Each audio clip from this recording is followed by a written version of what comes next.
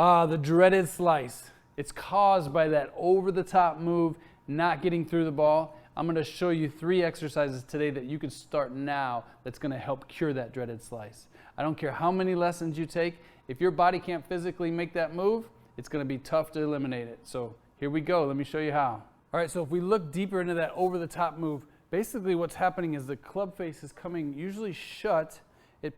When it hits the ball, it comes across the ball and it puts a ton of right side spin on it, and the ball slices. So we want to figure out how we can come in more square to the ball and have our body balanced throughout the swing to get rid of that slice. I've always said, if you give somebody a stick and tell them to hit a ball, they're not going to use their lower body.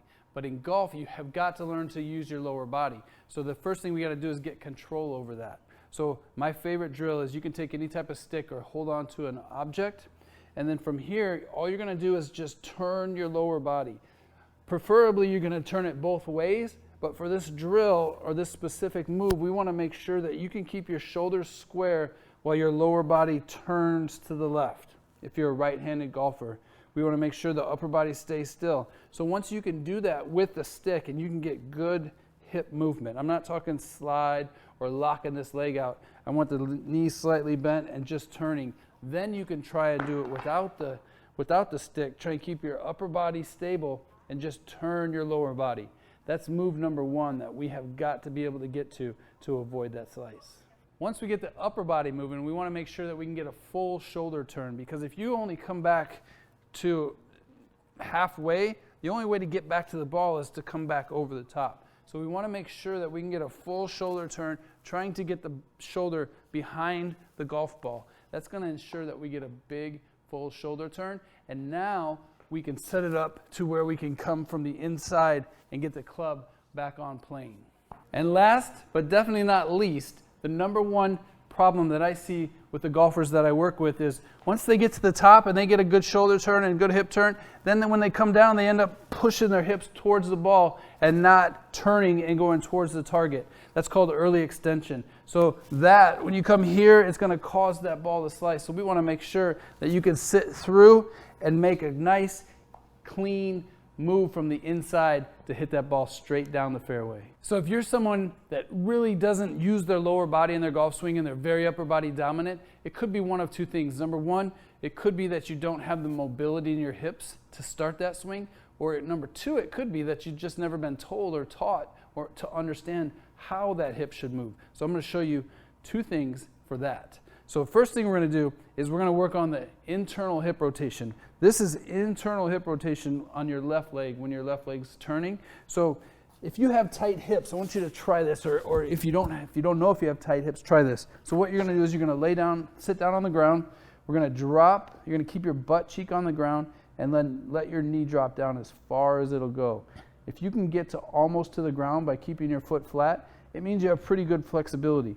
If you have trouble, if you have one side that's tighter than the other, or if you have trouble getting way down trying to keep that glute on the ground, it's a chance that you have tight hips. And this is a great exercise to address those. So just doing these are called hip drops. The only thing you want to make sure is if you feel any pain on the inside of your knee, you just want to take it easy on that one. The second stretch is my favorite, called the 90-90. So I'm going to sit with my front knee at 90 degrees, my back knee at 90 degrees, and this left leg, the one that's back, is the one that's working that internal hip rotation. So I want to keep that glute on the ground and try and sit into it. If that's tough for you, you can lean back just a little bit and allow that hip to just stretch and feel that stretch. You might feel it up here in the top, and that's okay. It just means the muscles are really tight in the hip flexor and not freeing up and allowing you to make that move. Okay, and once we've done it on one side, we can switch to the other. Now we're working the back leg or the trail leg, and now we're going to try and keep that hip down. That's called the 90-90, and it's a great stretch for those hips.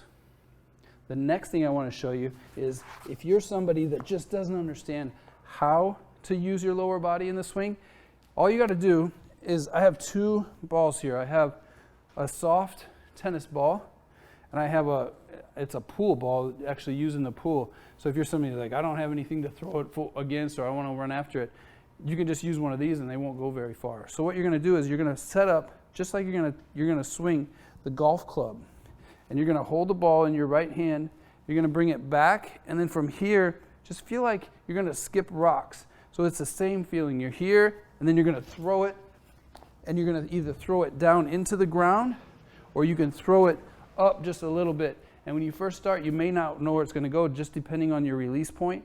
But you just want to get here, lead with the lower body, and turn. If you do have something to throw it against, like a garage door or something like that, just set up here, turn, and then make that turn while your upper body is still back. And you're going to drive down and then throw with that trail arm. That's going to help you to get those hips cleared out of the way. Okay, let's move on to the shoulder turn. In order to get a good shoulder turn or a full backswing, we need that thoracic mobility. And we need to understand how to get that and stay in your posture, because a lot of times if it's forced, you tend to stand up and lose your posture. So this is one of my new favorite exercises for thoracic mobility, and it could have been around for a while, but I just started using it with my clients, and I love it, and they love it. So we're going to go on your hands and knees. All you need is a foam roller. If you don't have a foam roller, if you have a soccer ball or a basketball or any type of ball laying around, you can use that as well. So you're going to go on your hands and knees with the foam roller just to the side. And then from here, you're going to take your right hand and you're going to put it on the roller. And then you're just going to reach as far as you can go, keeping this side strong, this left side base. And then you're just going to turn as far as you can go that way, and then come back. So you're getting that big shoulder turn. Try not to let your lower body move too much. And then if you have a soccer ball, I'll show you on that side, on the left side. So you're going to put the hand on the ball and then just let it roll out as far as it'll go. Again, keeping that lower body stable. Let it roll out. Keep this right arm pretty straight and get that big shoulder turn. That's going to help you. It helps you turn with your arm and your shoulders. And then I have another one for while you're standing, another great drill. So if you take your driver and you just put it across your chest like this, get into your driver posture. You can put a ball on the ground and then just make it on your left side, make it just a little bit longer than on the right side here. First thing we're going to do is keep the lower body stable. Try not to move the lower body and see if you can get behind the ball. It's probably tough because you're not moving your lower body. Now we're just going to let the lower body move a little bit and see if you can get that stick behind the ball. If you feel like you notice where you come up this way, it's easier to turn while you're standing. So you want to make sure that you keep that stick or your driver down towards the ball and make a full shoulder turn. That's going to give you a good idea of where you need to be in your golf swing.